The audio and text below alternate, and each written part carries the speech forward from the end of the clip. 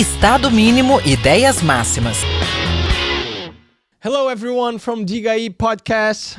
Good morning, good afternoon, and a very good night for you.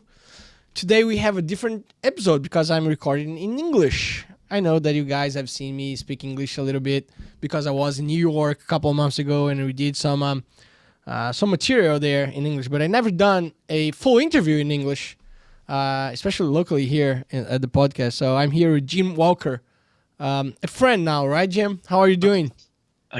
I'm doing well, thanks. And again, thank you also for doing it in English. Otherwise, I'd be a bit lost. So it's appreciated. No, it's fine. We have this great technology nowadays that just come out with like subtitles, you know. So subtitle saves everyone, you know.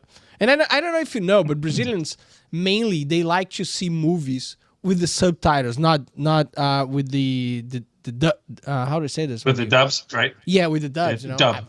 For me, example. My mom's always asked me to watch the movies in English with the Brazilian subtitles so I could listen and read. So, but most of movies here, when they come out at theater, they used to come with the subtitles. So it's normal for us. All right. So, Jim, we're here to talk about this. We're here to make a comparison between Brazil, United States, and Switzerland, and difference in business regarding those three countries, and why I chose that and why I chose you, because you are an American businessman that is the CEO of a Swiss company, and until a couple of months ago, you had a business running in Brazil, you know, right? The Swiss company had a subsidiary in Brazil, and you're not here anymore. Correct. And I want to explore the adventure that you had in Brazil. All right. Compared to America and compared to Switzerland. But before we start the interview, I gotta, of course, thank and all the companies that allow me to be here. First of all, Apex. I wish that when you came here, Jim, I could bring you to Apex. Apex, like, it's a financial market, basically, company. They growing, and they are my partners at the podcast. So they invest a lot of money in real estate, in the financial market, in venture capital, in investment banking, in communication that we have right now. So Apex is like growing more and more. So thank you very much, Apex. I gotta also thank my own office, Mendonça Machado Lawyers, that you had a chance to meet, right? It's Mendonça Machado who is always supporting the podcast. Tomasi Laboratórios, which is one of the 10 biggest laboratories for clinical analysis in the Brazil, and it's from Vitória, and they're like doing a lot of M&As, buying more and more units. So thank you very much, Tomasi. And I wish you were here because I should introduce you to this juice. This is acai juice. But this is not like ice cream. This is like real acai. Have you ever had acai before? I don't think so. No, sir. Oh, my God. So please, I know they're coming to Brazil anytime soon. Please never forget that I got to take you to drink Vibos. You know, this is the best one. So thank you, Vibos. And thank you also, Claides, like those cookies. Americans love cookies, right? This is like natural cookies made by Claides. Very good factory, very good store. So thank you. Thank you to all of you who are supporting me. And now let's start the podcast. Let's start the program, the interview, actually. First question, who is Jim Walker? Wow. That's a great question. So, American, as you well know. The father, husband, I mean, the kind of the obvious ones going through. As it relates to business, for the last 35 years, I've been involved in working in the electronic monitoring criminal justice business. Okay. So I found it to be quite rewarding. Again, it's from my perspective, you want to be able to get up in the morning, look yourself in the mirror, and like what you do, and like what you're doing for other people. It's important. So that makes sense. With electronic monitoring, I mean, based on what we do, it's good for the community. It obviously adds safety and saves tax money. Good for the offender because it keeps them from having to spend time in prison or jail, and instead they can stay at home, remain productive, remain connected with their family. And it's It's good for the agencies because they're able to watch over they're able to watch over these folks and help them. I mean, again, Sure. we talked a little bit before the podcast started. I mean, as far as mental health and criminogenic behavior goes, and again, our goal has to be as a society to try to take the people who aren't doing as well and make it better. Sometimes it's behavioral, but you can't just throw money at people. Again, as a new father and as a father of a daughter, you're going to see this as you get older. You're going to try to throw money at it, but you're going to find that that's not going to be the piece that works as well. So what you really want to do is you have to kind of fix the root cause. And so again, who am I? I mean, I like to think that I like to kind of boil stuff down into that level and then start to try to fix it. Nice. This is good. So before the second question, you had a flag like this at your basement, right? So that's nice. I do. Yeah. Again, this is good. So my politics have changed a bit over the years. Again, I'm 59, so I've gone through. I've had a few years, all of it in the United States. My family's been in the United States since the mid 1600s, so we've been here forever. But as a kid, I was probably pretty conservative. As a college student, like most, I was pretty liberal. Did work for Bill Clinton. I worked for a lot of other campaigns like that. Okay. And then as a parent, as an adult, and when you start to grow up, you start to realize that being a conservative is probably a much more sound way to go. So again, Winston Churchill said it best. If you're not a liberal at 20, you don't have a heart, and if you're not a conservative at 40, you don't have a head. So I think that's probably pretty fair. So again, still, I like politics. I mean, at this point, they're pretty crazy in the U.S., pretty crazy around the world. Around the world, right? Not that you guys have your fair share of crazy, and a huge fair share, a huge one. It's crazy. So you are nowadays you stand as the CEO of Geostatus, right? Please tell me first, what is Geostatus and how did you end up being the CEO of Geostatus? All right, so Geostatus, we're an end-to-end electronic monitoring designer, manufacturer, and provider. So we can put it in the field.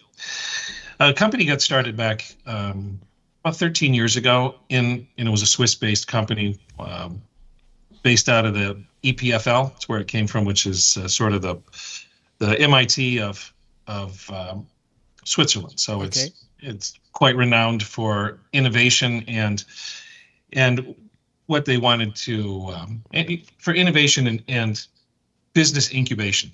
Let's say that. So Geostatus kind of grew up out of that space using students, grad students, and our founders. And the founders, what they wanted to do was they wanted to, again, we weren't new to GPS. GPS had been around, but they were coming with a much more, a much different, more innovative, and a disruptive product into the marketplace.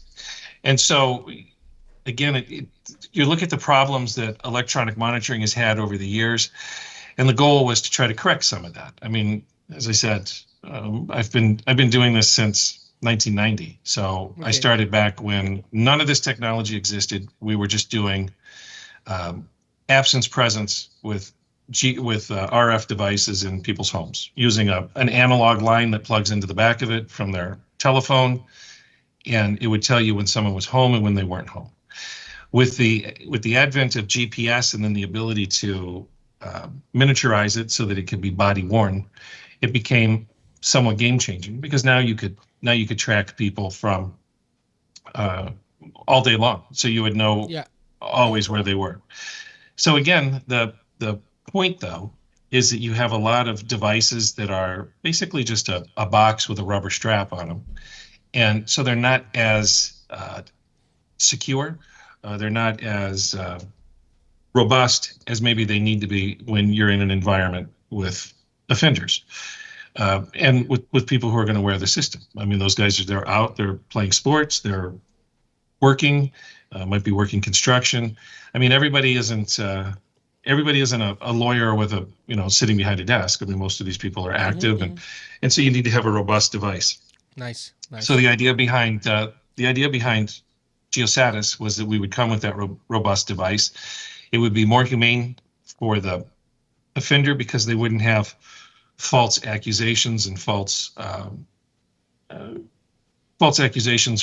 alerts that somebody had to disrupt their life to deal with, and then also better for the community itself because it's safe. They don't fall off. You can't get angry and snip it off. I mean, everything is cuttable, but you have to get a tool to do it. So Perfect. That was the idea behind it.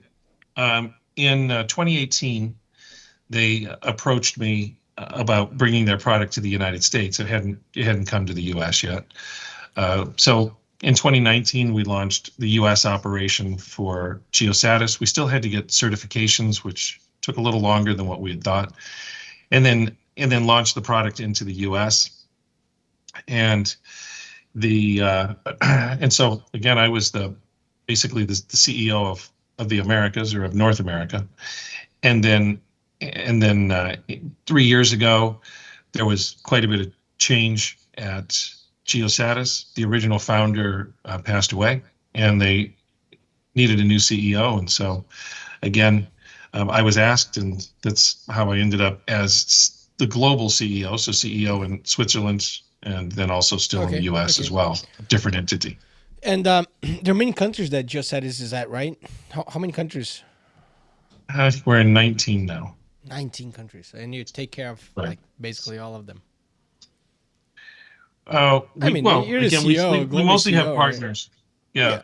Yeah. I mean, I get to go to them, I guess, but we have partners in most of those locations, and so they handle the day-to-day operation, and then we deal with the partner. All right. I know that when you became the CEO, the global CEO, Geostatus was already in Brazil. Correct. But do you know why they wanted to come to Brazil? So again, Brazil is the second largest market in the world, only behind the United States. I don't know if that's good or bad. Actually, this is bad. Well, I don't know. It means that we have a lot of criminality. Well, yes, but it also means that you have it's a good market. I mean, or could be a good market. Yeah. The Geostatus came in the same way that I just explained. I mean, we had a partner in Brazil. Before I ever got there, we ended up purchasing that company. Yeah. The global company, the Swiss company, purchased it. So then the Brazilian entity became a subsidiary. All right. And again, it was a big contract. I mean, several thousand units. Right. And the problem has to do with, my opinion, we didn't do a great contract there, or our partner didn't do a great contract, because Brazil has a funny, I don't know if it's funny or not, but in your constitution you have a right to freedom, which means that you have a right at any cost to freedom, right? So you can be very the system can be very damaging to a program like ours. I mean, the goal behind electronic monitoring is that people have to follow the rules. That's how you modify behavior and I don't want to say fix people, but that's how you reintegrate them back into society correctly. The state of Florida and the National Institute of Justice did a huge study, a 10-year study of 200 and some thousand inmates that went through the program. And what they found was that the people who successfully completed a GPS program were 35% less likely to recidivate. That's nice. That's huge. I mean, because otherwise, if the ones who didn't, almost all of them are going to recidivate. You're going to have a much higher percentage. So by being able to utilize a program successfully, you can absolutely correct the way of thinking, the behavior, but it all requires discipline. And that's usually the biggest problem always has been with the offender class and with criminals in general. It has to do with discipline. It's all about it's all about control, and typically it's self-control. You see an opportunity to steal a purse, you steal a purse. You just committed a crime. You get angry at somebody, you beat them up instead of taking the 2 steps and walk away. So now you've assaulted someone. Right. It's not like the movies or TV where everybody's a criminal mastermind and you're dealing with Lex Luthor. It's just not the case. What's the first market? You said Brazil is the second. Who's the first? United States is the biggest market. So you're saying the United States has more criminality than Brazil? Oh, well, we have more population, but yes. Well, I don't know if we have more criminality, but we have more electronic monitoring. Oh, okay. So, it doesn't mean that you have more inmates, right? You don't have more people in prison, not necessarily. Because the person that is in prison, he's not your client, right? He's not your market. I mean, it could be. Yeah, the person that's in prison could absolutely be our client. I mean, that's in fact, they probably should be our client at some point, unless you're keeping them there for life. All right. But if you're going to let them out, you would want to let them out on a graduated basis, I would think, so that you can actually keep track of them, make sure that they're doing the things they're supposed to do, going to the places that they need to go to, which is either job training potentially or drug or alcohol rehabilitation, whatever might have been the issue that they had at the time. But you want to kind of correct that. And the best way to correct that is to monitor it. Okay. And how was, I know that once again that you got the train in the middle, if I can say this in English, but so the train was moving when you came as the CEO to take care of the Brazilian operation. How was your experience, Jim? How did you feel having the Brazilian market or dealing with the Brazilian market and the Brazilian legislation, Brazilian, everything? Because you necessarily need to deal with the government, right? Necessarily. Right. Right. So how was the experience of that in Brazil?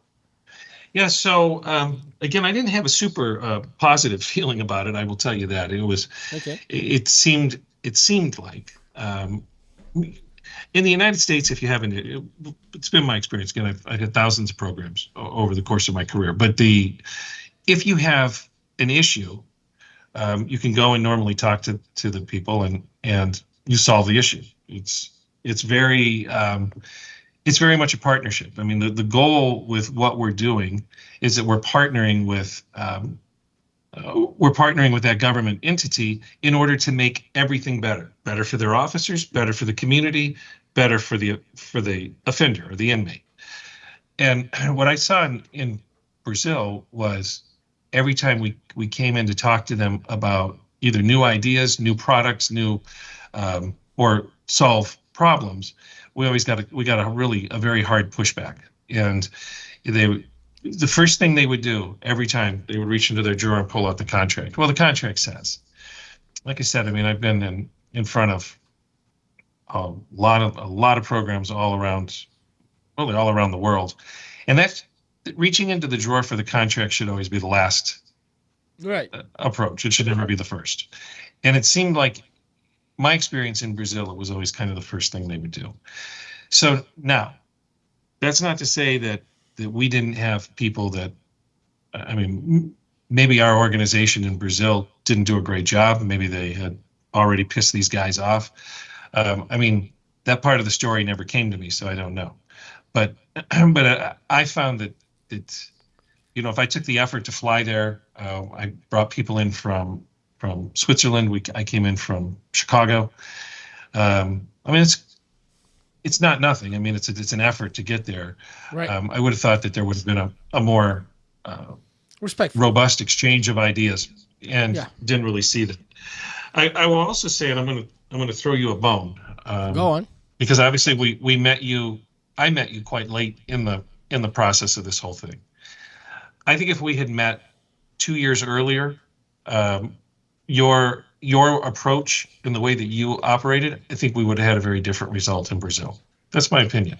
All right, I think maybe we didn't have the right people, or we had the wrong mix of people. Again, you want to have, sometimes what you do is you take the people you have and you put them into a role that they need to do. It might not be the right role for them, but it's the role that you have, so that's what you have them do.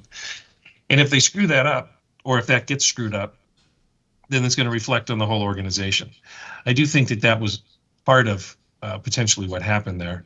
And so I do believe that your approach, you personally, your approach was very different. I enjoyed working with you, and I think that we could have done something very differently there. Unfortunately, there was so much water already under the bridge that you weren't getting the boat back. It wasn't. Maybe the future. Maybe the future back. we're gonna get along once again with all the business. All right, but in terms of market, how can you compare? Because I said so. Well, United States number 1, Brazil number 2. I bet Switzerland is like probably on the bottom, right? Yeah, Switzerland doesn't have hardly any. Right. So again, Switzerland, the company wasn't there because of the market being there. The company was there because the founders. Okay. I mean, that's just the reality. Okay. And so, and they didn't go to the EPFL because the EPFL had all these great ideas. They went to the EPFL because they knew they'd find smart people to execute on their ideas. That's nice. That's smart. And again, it's from that perspective, Switzerland is very different from probably Brazil or the United States. I mean, the United States and Brazil are both such big countries, right? That you don't necessarily have those kinds of resources at your disposal as, you know, an electrician or somebody just walking through the door. There are places like that, but again, they already have so many people and there's already so much money and everything tied into it that I just don't think that would have been I don't think you would have seen that level of academic input that we've had in Switzerland. And so with that, you had a whole group of people that didn't really know the industry, and so they were coming at this from a brand new blank slate, looking at it from a whole new way to do business and a whole new way to build this product. So again, that's obviously, it has its positives and it has its negatives. But if you're going to be disruptive and you want to become the state-of-the-art leader in the industry, that's going to be your best way to do it. I see. I mean, that was my way. You know, Apple wasn't necessarily. They were the first in several parts, but not really. I mean, BlackBerry was there, right? Texting and sending. Makes sense. But the iPhone was very disruptive in how it did it.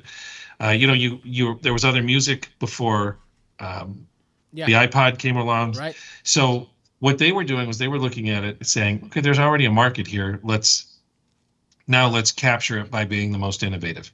That's sort of what Geostatus has tried to do. But again, we haven't achieved the level of success of Apple maybe we will. But you got to start somewhere, right? I'll say that I have interviewed Jim Walker. You know, the new. Yeah, when that happens, that'll be perfect. Nice. So, but can you compare? I want to do some more comparisons. All right. So, what about dealing with legislation? I mean, with the legal issues. I mean, how is Brazil better or worse than United States and Switzerland? Well, I'm going to say a little bit worse, because like I said, you guys have as I understand it, you have a clause in your constitution that says that you have a right to freedom. So as long as nobody's getting hurt while people can escape or are allowed to do things that in the United States would be considered a felony charge. If you're out of prison or if you're out of jail, you're on a bracelet in the United States and you escape or you leave, you cut off your unit, that's considered an escape charge. And in a lot of cases, you're going to end up with quite a bit of time. But let me ask you something. Who told you about this constitution part about regarding this example? Because it doesn't apply to that. Not to that. It shouldn't apply to that. I agree. Yeah. So that was one of the government because we were getting so many units destroyed that was our previous lawyer before you and a government official. The government official was speaking in Portuguese. The lawyer was translating for me. So I don't really know what the government official said, but because it didn't make sense to me. I said, well, then I don't understand how you can run a program like this. How could you? ever have a. He's shrugged his shoulders and said, "Well, that's the law. That's the rule." Because So obviously, I wanted to if- be reimbursed. Yeah, I wanted to be reimbursed for my broken units, and that was their argument as to why I couldn't be. So because people and have then the right it's to also- freedom. Correct. No, that's a bullshit. Nah, he just Again, split it out. seemed like. He doesn't- Well, so no, you and I talked about that a little bit, and you were like, I don't think so, but nah. that was what as I said, I didn't read it. That's what I was told. All right, So, all right. but again, I mean, but I suffered through it. I mean, we had an enormous amount of equipment that was just destroyed, and all of it's quite expensive. And so Okay. from that perspective in Brazil, it was quite difficult. In Switzerland, if somebody breaks a unit they have to pay for it. United Easy States, as that. You just pay. It's 50-50. It's broken. You pay. They just pay. The government pays, right? Yeah. Is In the United Okay, States, go it's a 50-50 deal. All right. Most, probably most pay something, but Yeah. but in Brazil, it was super tough. So, do you think that we were more bureaucratic than the other two governments? Are we? I wouldn't say that about Switzerland. Switzerland's pretty bureaucratic. But is it? But so there's a bureaucracy due to extreme regulation. That's one kind of bureaucracy, and there's the other kind of bureaucracy that it's from how people deal with the issues regarding government and legislation, blah blah blah. Like the example that you gave about the guy that just pulled out the contract from the door. That for me is a bureaucrat. Is a guy that stands behind the paper to delay things, to postpone things, not to resolve the problems. Maybe Switzerland, you do have a lot of legislation, but I'm pretty sure that they are way more efficient than ours. Or am I wrong? What do you think? Please make me wrong. All right. Yeah. Again, I'm going to say it's about the same. And Really? But it also comes down to people. I mean, when my first visit to Brazil, to meet with the customer and meet with and meet our team that was down there. The gentleman, government official who was running the monitoring center himself. I mean, so he was running the government official, running the monitoring center. He cared very, very much about how the program operated. He cared about his people. He cared about the program in general, and there was a level of success there. There was still a lot of destroyed equipment, but you at least saw his vision of what he was trying to do, and he was trying to make things better. He became so frustrated at some point in time during all of that he ended up leaving, and when he left, it was absolutely a bureaucrat who took over, someone that didn't understand the program.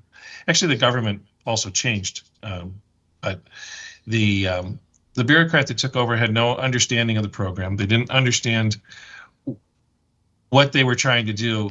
They were simply counting numbers. Oh, we have to put these people out. But if you're putting people out, you don't know why you're putting them out, and you're not doing anything programmatically around them. It's really just a waste of time, effort, and money from everybody.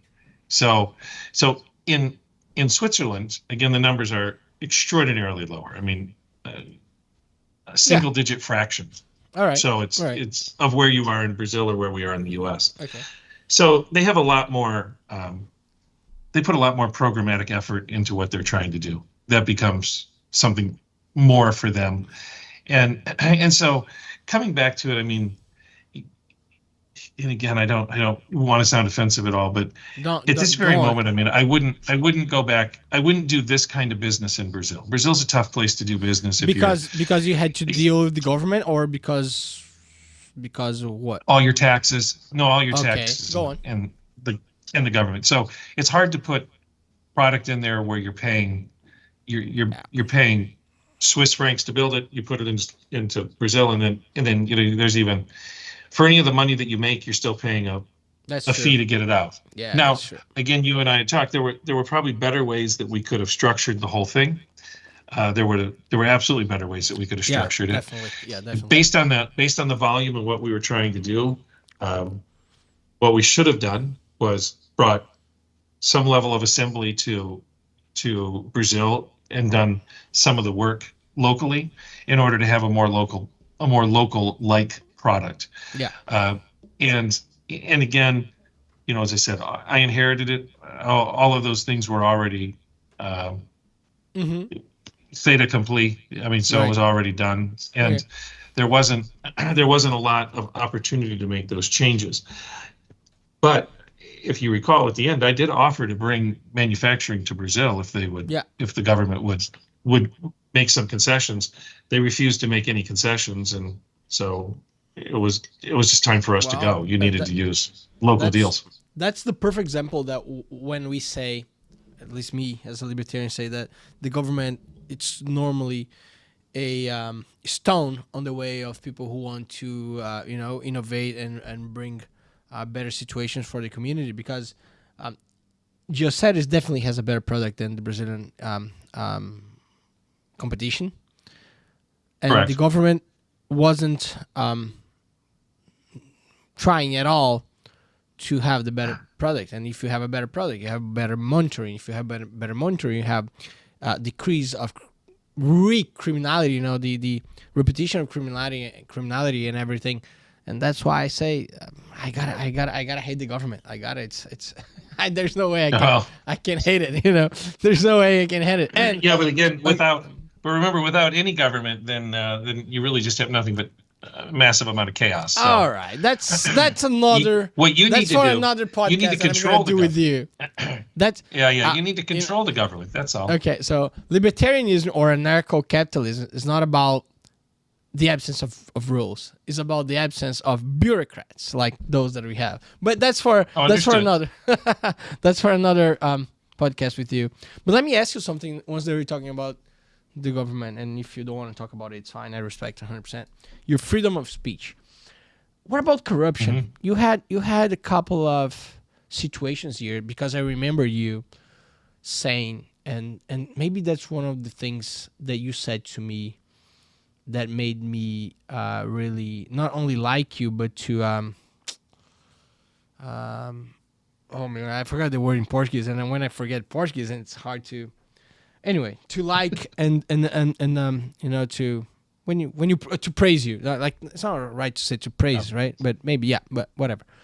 You said, Marcelo, if I have to pay anyone of the government for me to get a contract, I will do no business in Brazil. You just said it like that, and when you told me that, I said, oh man, I'm so glad, because it's so hard when clients come and say something out of the line, and you say, as a lawyer, said, damn, where this guy's gonna go? But when you came to me, especially something like a bribe, of a public officer, so when you came to me, and because of course I know that you like Geostatus was dealing with, the public government and everything. So when you came to me and said, I said, well, that's a guy that I gotta, extend my hands, and you're an ethical guy. Can you tell us? I appreciate. Of course, I don't want names. I don't want anything. But can you tell about? No. Well, I'm going to say it anyway. Yeah. So it's not. But as you know, it's not just there. I mean, you work in other South American or in African and Asian countries, and there's a certain number of them that show up and expect you to pay them, and I'm staying with the same line everywhere. I'm not willing to pay. I'm not going to bribe anybody for business. Used to be, my 15 years ago, my line was, I'm too pretty to go to jail. So I didn't, but that's probably not true anymore. Now I'm just old. But I'm like, to me, it's just not worth it. There's other business, other places. And by the way, I very much appreciated your response to that as well. Just so you know, I mean, I think that your response was spot on, and hopefully, if you do have clients that come to you and ask for that, they're not clients for much longer. Because again, that's a very dangerous slippery slope. I mean, it's like being a lawyer for the mob. Right. Maybe you're getting them off, legitimate stuff to start, but then it stops being legitimate, and damn sure don't lose. This is one of the main reasons that why I love what I do, because lawyers they deal with like all amount of things, right?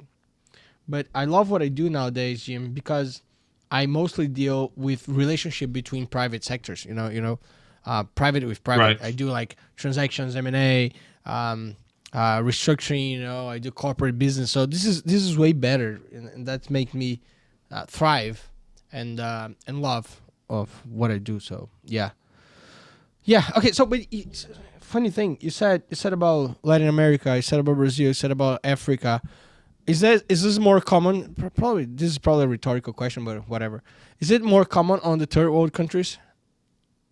Oh yeah. Well, yes, except for, as I said, I am in Chicago, so I mean there could be a little bit of that in Chicago as well. But I never had any. I won that. I won the Chicago account in '98, January of '98 originally. Never.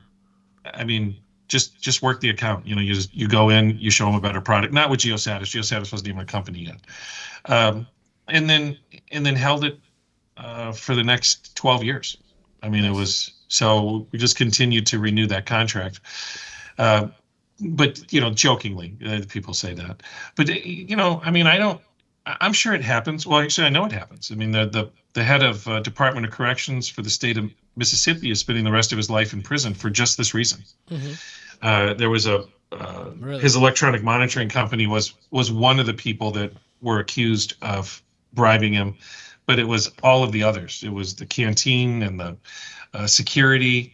I mean, this guy just had his hand out everywhere, and ultimately got caught.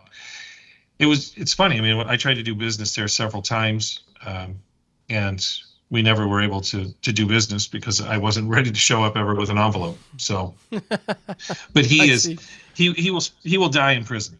Ironically, he'll die in one of the prisons that he got paid to build. Yeah. Crazy. So it can happen anywhere, but it seems like it's more culturally accepted. I mean, at least for those guys in the United States, they're hiding it. It seems like some of the others were just completely overt about it, and I'm like, that's just not me. I don't want to. Yeah. What are your thoughts about the Brazilian people? Because in the end of the day, even though you didn't stay like decades here or whatever, the company we had shut it down because you didn't renew the contract because of many reasons. So you had to leave. But for at least 2 or 3 years, you were able to meet a couple of Brazilians. You met me, and you met some other people. How do you feel about the Brazilian people? And I ask you this because normally it's because normally when it's not about business, it's what I hear more foreign people praise about Brazil. When talk about business is something different. They, the foreign people, they don't have many good experiments here. I had other clients that are Americans. I just interviewed a guy that's an American client, and he said that what Brazil has the worst is like is when they had to do business with the Americans. But the best thing about Brazil is the people as well, but as a friend, So, what are your thoughts about the Brazilian people? Yeah, so that's a great question. So, and again, I mean, you're a pretty big country with a lot of people, so I didn't meet that many. So the ones that I met outside of my own organization, I tended to like quite a bit. So the ones inside of my own organization were a little frustrating. I say that somewhat tongue in cheek. Very fond of you, your firm, but especially you. I mean, you and I got along, I think, very well. So I had a very positive experience about that. We have Brazilians that work in our office in Switzerland. Oh, nice. We also do some work with Brazilians still in Brazil from a coding and support type of thing, people that we had met. Right. So, and I have an extraordinarily positive view of all of that. That's nice. And again, I live in Chicago, so I keep saying that because Chicago is, I'm sure, in the news everywhere in the world with the violence that we have here. But the complete disparity when you're going through some of the cities in Brazil was quite stark for me. I mean, and again, I've been to a lot of places around the world, but I mean, your ghettos, barrios, whatever you want to, you have a word for them. I can't think of that word in Portuguese, but I mean, that's a very stark difference from, when you're staying at a hotel downtown or staying in that kind of an area. We have that in the United States as well, but I don't think that poverty level is any. It's different. Yeah, there's nowhere near. It's an equality. No, an equality. that we use to see the difference between wealthy and Correct. poor people. Right. Yeah. So, and again, but everybody that I interacted with was very nice. I mean, I didn't go out wandering at night in those areas. Yeah. I spent a lot of time in Israel. I worked for an Israeli firm back in the early 2000s, and well, actually, that whole decade, worked for Tyco and then the Israeli firm, and so I spent a lot of time in Israel. You can get up at 2 a.m. and you can wander around Tel Aviv, and you never feel at risk at all. I don't know that I would have ever been comfortable doing that in Brazil. In the places that we were staying. I do it in, we can do it in Chicago, but in the right neighborhood. You do it in the wrong neighborhood, it'll be a problem, potentially a problem. All right. But so I liked, again, like I said, I like the people, love the food. The Brazilian food? The food's good. Yeah. The food's good. The food is very good. I gotta agree with that one. And again, we've got pretty decent food here in Chicago as well. But you've been to Buenos Aires, right? Yeah, I did. Yeah. So to me, Brazil is like Buenos Aires, but a little edgier. Buenos Aires was this great food, great people, kind of this laid back California like vibe where, everyone was super cool. They were just giving you bottles of wine for almost no money, and everything was great. In Brazil, you had sort of the same thing, but everything is just a little bit more edgy. It's a little bit more, I don't know if it's fast paced is the right word, but you're definitely kind of glancing over your shoulder. Mm-hmm. I didn't really have that paranoia at all in Buenos Aires. I was there for several days and really very much enjoyed the people there. In Brazil, I certainly liked our interaction. You and I think we didn't really do anything super social, but from a business perspective, it was nice. It was very good. Yeah. We only went out one night for a couple of drinks. That was a nice one. Correct. A lot of talking. Yeah, no, it was nice. Yeah. And then in Switzerland, it's very different. The people there are a bit aloof. They're not nice, but they're quiet and subdued. So they kind of stay to themselves. So it's a very different type of I just went feelings. to Switzerland. Great country to visit. Probably great country to live in terms of everything that you have. But I did feel that the people there, they don't interact a lot like Brazilians, and Brazilians are very social. It's like Americans. Americans are very social. You go somewhere, you start talking to someone, they're going to start talking to you. Right. In Switzerland, I don't see that very much. Yeah. So.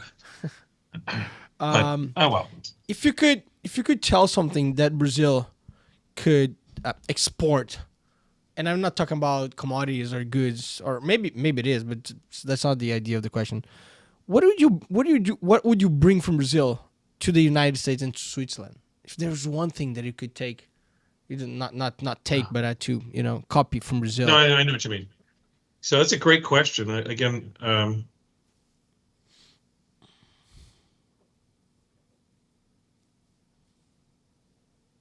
Well, I would say youth and energy. Those are the kind of the two things that we're missing. Those are the two things that we're missing the most in the United States and really in all of Europe. Europe is aging out. United States is aging out. You guys still have a young, energetic spirit, and I'm sure there's old people there. I just didn't see them, but it was. I think that would be something that could be definitely acted upon by other locations. And again, like I said, I didn't really have. I liked the people that I interacted with, but I was interacting with more professionals, so I wasn't. Right. We weren't. Restaurants were nice restaurants. Hotels were nice hotels. Yeah, I see. I was with you. So it's very different than I think probably if you end up in the wrong part of town. But again, like I said, I think that there was a lot of youth and energy there. That's nice. And That's nice. I liked that. Yeah. And what is the main thing that you think that Brazil needs to improve in order to grow as a country, as a nation, as a society. They need to quit being so protectionist, frankly. I mean, again, I say that again with a smile, knowing that we've been cranking up tariffs on everybody from the United States, but it's just difficult to do business if you're a foreigner in Brazil. You pay to bring your product in, you pay to run your product there, and then you have to pay to get your money back out.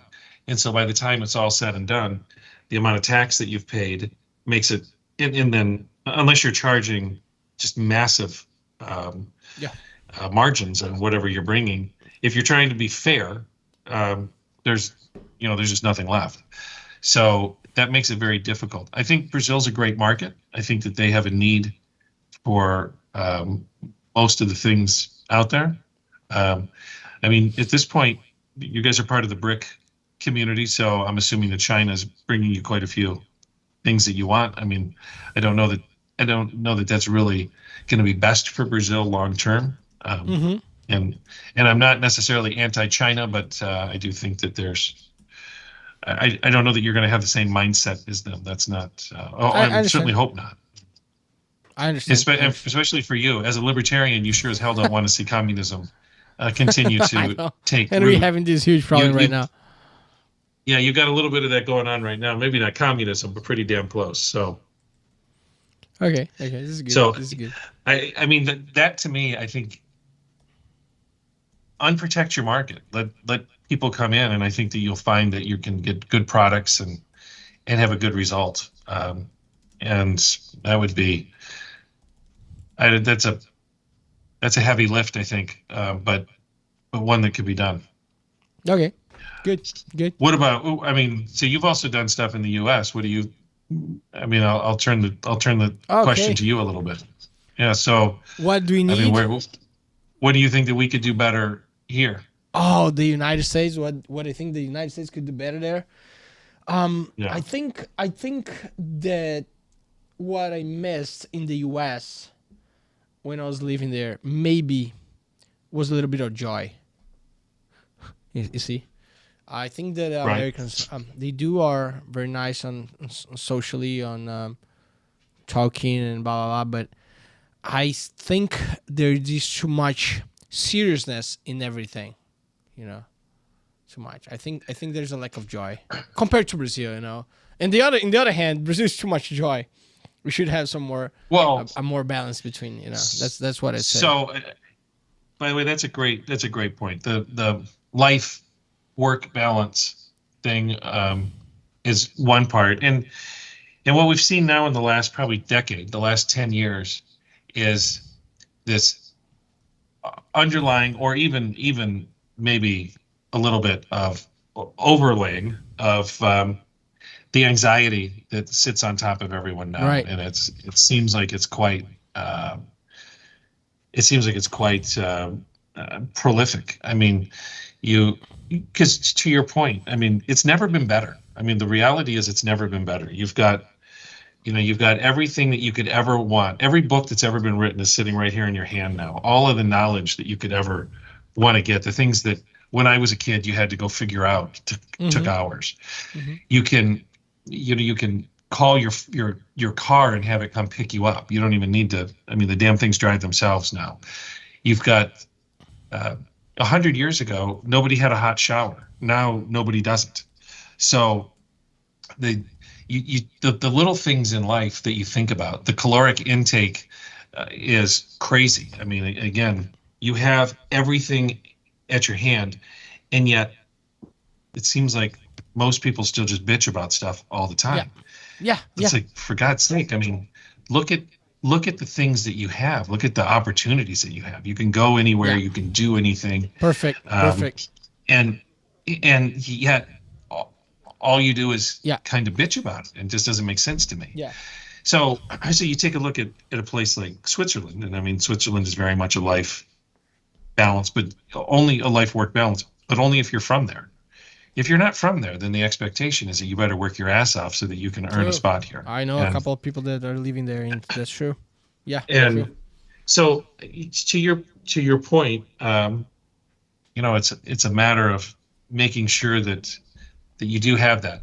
And it's funny, my my son just graduated from university, and he's got his first real job, and he's in a management training program, and he's currently staying at home, so he's commuting. It takes about an hour commute each direction, and so he's kind of bitching about that in the sense of, I give up 2 hours a day just being in the car, and then work a 9.5-hour day. He's like, I'm 12 hours a day doing this, and then I've got to sleep, and I've got 4 or 5 hours left for the other part. So again, it's like, well, but you also have a lot of friends that aren't currently working. You've got other people. I mean, you've got this great job. You got this great opportunity. Yeah. Right. So, and this isn't your only job. It's your first job.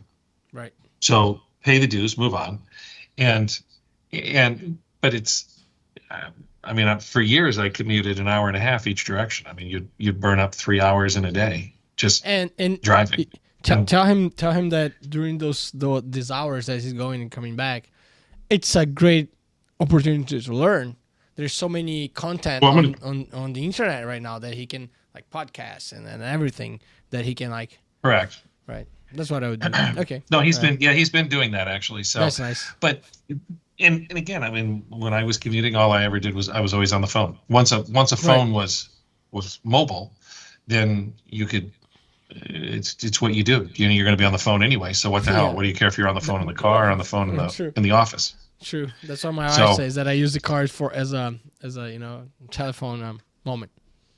Right. Time they get in the car, it's the only real problem is that when you start then going on family vacations and you still do it, you get a kind of a sideways look. Oh yeah, of course. Then your wife's gonna make you a huge problem. So you should not. Right. Correct. Right. Okay. So, but we have to be careful with that level of freedom of speech. We don't want to get too much into that. That's true. You got to be smart when to use it, right? Yeah. All right. So go on. No, go ahead. Go ahead. No, I was going to go to the second part, but please. Oh, I know. I was just going to ask you real quickly. I mean, are you seeing any kind of erosion of freedom of speech in Brazil under? Okay, let me ask. Felipe, do we have like 3 hours left here so that we can talk about freedom of speech? My friend, we don't have freedom of speech anymore. I tell you that. Okay. All right. I had to. So what happens in a podcast like this then? Well, we didn't say anything. We didn't say anything. I would be more sarcastic. I would be more ironic. I would say more things. Not years ago, but months ago. I have been trying to deal with it. I have been suffering with it. We don't have freedom of speech, Jim. I got to tell you, I've got to be really careful of what I say. I still have freedom of speech. Like, I'd love to. I like to debate about the end of government, but I can't say names, or I can say some institutions, some entities. If I do, it might be a problem. Yeah. I had a conversation with my wife. I had to have a conversation with my partners and said, well, I'm gonna have to change a little bit of. It's not necessarily what I say; it's more how I say it. I gotta be less provocative and more thoughtful. I mean, I gotta make people think more instead of me saying more. But we don't have freedom of speech right now. We have comedians being persecuted because of jokes. We have how do I say, legislators? We have legislators being arrested because of what they say inside of the chamber. We have legislators being persecuted because what they said inside the chambers. What else? We have YouTube channels being demonetized because of what they said. We have people flying away because of what they said and said, well, I said something before, now I got to go out of Brazil because if they get this part of my program or whatever. We have kind of everything. We do. We don't have freedom of speech anymore. Nope. Well, so it's sad, and it is, and not sad. It's sad. Well, because it's happening in a lot of places. It's not it's not just Brazil. I mean, I know. The United Kingdom. Who is besides Brazil in that matter? All the countries that I'm sorry to say that all the other countries that are fucked up. I mean, look, who is besides Brazil in terms of freedom of speech now? Venezuela? Korea, North Korea, Cuba, China, right? Oh, Right. you can say, well, but China's thriving. It's a huge capital. Yeah, but you don't have freedom of speech in there. You can't say shit about anyone. Is that the kind of life that you Right. want? It's not the kind of life. Well, and that I again, want. I don't know if you saw the. There was a hot mic pickup between Xi and Putin. I think it was this morning, local time. They were really? in I didn't see Tiananmen it. Square. Yeah, and they were joking about the fact that they could live to be 150 by with new medical advances, but mostly it was about organ harvesting. So, yeah, be careful what you say in a place like that, because you say the wrong thing. Right. All of a sudden, you're going to wake up in the morning missing a liver and a kidney because somebody who said the right thing needs it. Right. And so that kind of shit is super scary. I mean, It is. and people keep talking about the United States. Oh my gosh, Trump this, Trump that. It's quite the contrary. I mean, you can. Because always the left could say whatever they wanted, the right didn't care. The right would say something and the left would go after him hard. Right. So Trump has reversed that in the sense that now the right can say what they want and the left can say what they want, and let there be a damn debate. As I said, I mean, It is. first time I ever voted. The first time I ever voted was for Ronald Reagan in 1984. And one of the things that impressed me the most was that Tip O'Neill was Speaker of the House at the time, long before you were born. But those two guys would get together every week at least, or more often, even though they were diametrically opposed to each other. Yeah.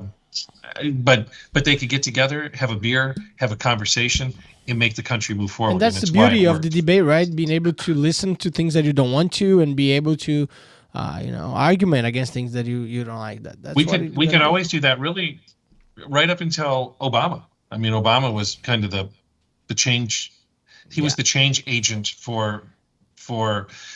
Again, we still have freedom of speech because it's written in our Constitution, but we don't have. We don't have freedom of speech for every word, as you know. Right. You use certain words, you're done. That's true. That's true. But we do have. What we've lost is the freedom of debate. So that's the part that's concerning. That's sad as well. Yeah. Okay. Yeah. Maybe we. It's can, where good ideas come from. It is. Yeah, but of go course. ahead. You're jumping in the next one. No, yeah, but I totally agree. I mean, I used to say that freedom of speech is a way of protecting ourselves from whatever we don't want to be coerced on us. That's how we defend ourselves without violence. It's through freedom of speech. We gotta say, I don't Correct. like this, I like that, and defend ourselves. Yeah. All right. It used to be very simple. Tougher It used to. No, yeah. It's weak Yeah. people. That's the problem. Weak people don't like to listen what they don't want to. Period. Correct. Okay, second part of the program. Once again, thank you to Tomasi. Tomasi, as I said, is a great laboratory, and they have like this sector for vaccines. And the flu is bothering a lot of people here in Brazil. I mean, like my sister today, we were in a phone call with my daughter, and she was supposed to come and pick up my daughter for an ice cream, but she was with flu. I bet that if she had the flu vaccine, maybe she wouldn't be like that. So this is a good message from Tomasi. Nothing mandatory. Okay, let's make this clear. Because once someone said, you're saying that people it's mandatory to take the flu, I said, of course not. I'm just saying that it's a service that is at your disposal by Tomasi. All right, Jim. In this part, no need for us to debate. It's more about just saying, the very direct questions. Please tell me your favorite book. Wow.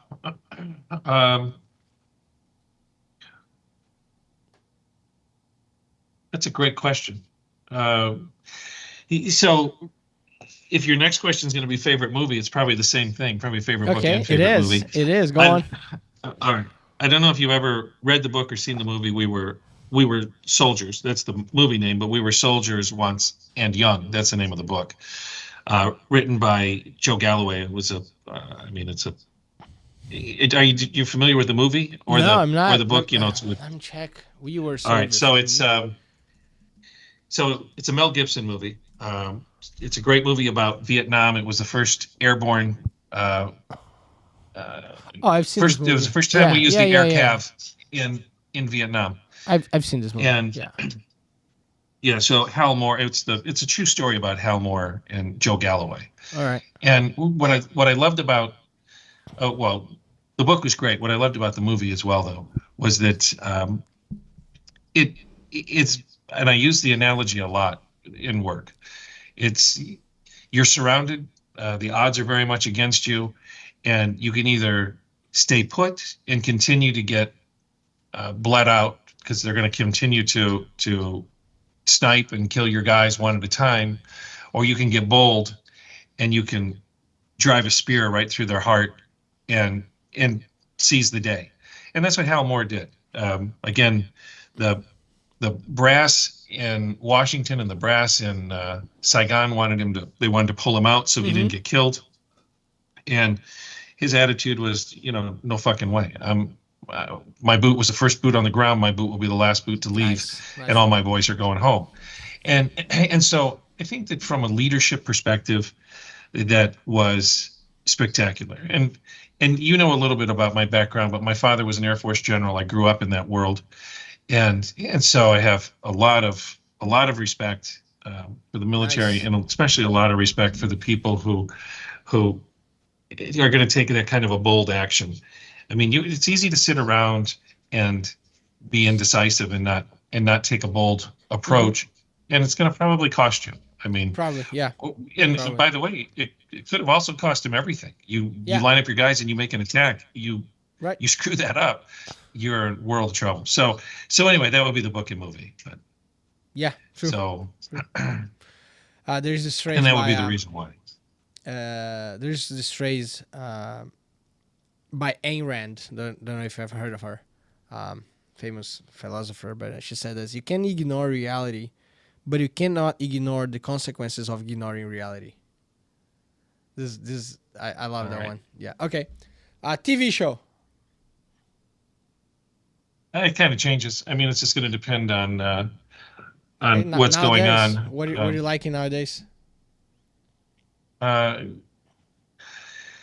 not watching a lot of TV. So, except for reruns. I mean, again, I'm going to watch. If I'm traveling, you can always find Friends. That's Friends, which, good. Yeah. Friends comically, I mean, it relaxes your mind so you can go to sleep, which is really all I care about. A cartoon from your childhood. It'd have to be Bugs Bunny. Again, I'm a lot older than you. So, nice. Yeah, it's going to be. But Bugs Bunny is nice. It's going to be those. Yeah. Yeah. Again, the references are never ending. I mean, as it relates to, the Roadrunner, and Coyote, all of them. Coyote, this is a nice one. Okay, music style. So, again, changes. My favorite band of all time, the one that I've seen the most in concert, is The Who. So, The Who classic is great. I saw The Who at Rock in Rio, and I was amazed how those skeletons were able to still sing, to keep going and make such a good song. Such a good concert. It was the best concert of the day, and they played the same day. I think that's Guns N' Roses or something. I said, well, The Who was the best one. That's nice, nice one. And again, and so they're extraordinarily old, as you know. So that's my favorite. But but again, listening to music, kind of pretty eclectic in the style. Right. But yeah, it's okay. A value like value. Value as a you mean like a personal value? Yeah. Yeah, like I think probably what I said when we started, and that is that you've got to enjoy what you do, and you've got to try to make the world a little bit better. It can't just be about making money for yourself. It's got to be about helping others along the way. Nice. I could say with a lot of pride that that there's a lot of people in this space that I'm in that I hired or brought up that are now running companies, and have achieved a lot from a commercial and a business success. So I think it has to be about your training and trying to bring others up. Okay. A hero from the fiction. I mean, any hero. I'm sorry. Say that again. A hero. A year. A hero Oh, from fiction. only from fiction. Yeah, right now only for fiction. All right. Wow, that's a great question. I should have prepared for this. But that's the idea, to get you unprepared. Yeah, no. Again, I'm with you. So I just saw the Superman movie. But I wouldn't really throw him into it. I would have to say Captain America would be That's if I was a good going to go one. Yes, with Captain a America. Steve fictional Rogers. character. Yeah. What about the Steve real Rogers, life? exactly. What about real life? In real life, I'm gonna be super cliche, but I'm gonna say my dad. It's I okay. mean, It's okay. he's no longer living. I don't No, know no. if they needed to be living still. That's but, perfect. That's perfect. A sport. Football, sport. American. Football. Okay, American football. Okay, now Right. just gotta choose. Okay, just gotta choose. George Washington right. or Abraham Lincoln. As a what? The best president? Yeah. Or just choose Abraham Lincoln. Okay, Lincoln or Jefferson. Well, Jefferson was smarter, but I'm sticking with Lincoln. All right, Lincoln or Theodore Roosevelt. Still going to go with Lincoln. Lincoln or Reagan. You know what? I love Ronald Reagan, but I'm going to still stick with Lincoln. All right. And we can come back to why at the end. All right, Lincoln or Clinton. Oh, Lincoln. Lincoln Yeah. or George W. Bush. Oh, again, George W. Bush is an evildoer, so I'm going to stick with Lincoln. Lincoln or Kennedy. I did like John Kennedy a lot, but I'm going to still stick with Lincoln. Lincoln or Obama. Lincoln did. Oh. You could ask Lincoln's donkey or Obama, and I'm going to still give you the right. I'm going to still give you the same answer. All right, Lincoln or Biden. Oh, All right, Lincoln. All right. Last one, Lincoln or Trump. no, I'm going to stick with Lincoln. All right, and why is that? Although I think that Trump is actually a close second to that for Okay. the same reason. What Lincoln did was he saved the United States. I mean, the United States was in the process of splitting in half. In fact, we did. Lincoln took an approach, and again, not always the best approach, but he took the approach to save the United States. All right.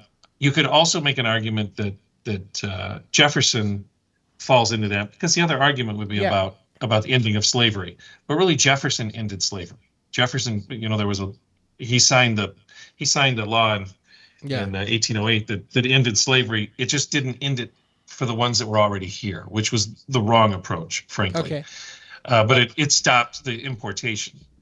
So now the reason that Trump would be a close second is because I think he's trying to do the same thing. He's trying to save the country.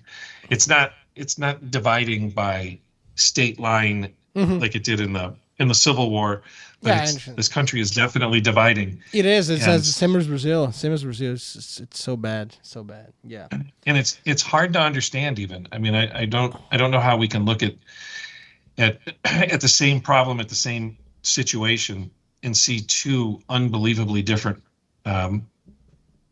answers. I mean, I see. I got your point. I mean, I got your again, point. yeah, I like the idea of new ideas. I'm open to new candidates and open to new things, but if the sky is blue, the sky is freaking blue. It's literally just that simple. Just like that. Just like that. I Yeah. agree to that. Yeah. There are certain things that are black and white. But go ahead. All right, my last two ones: a fear and an ambition. Ambition would be. I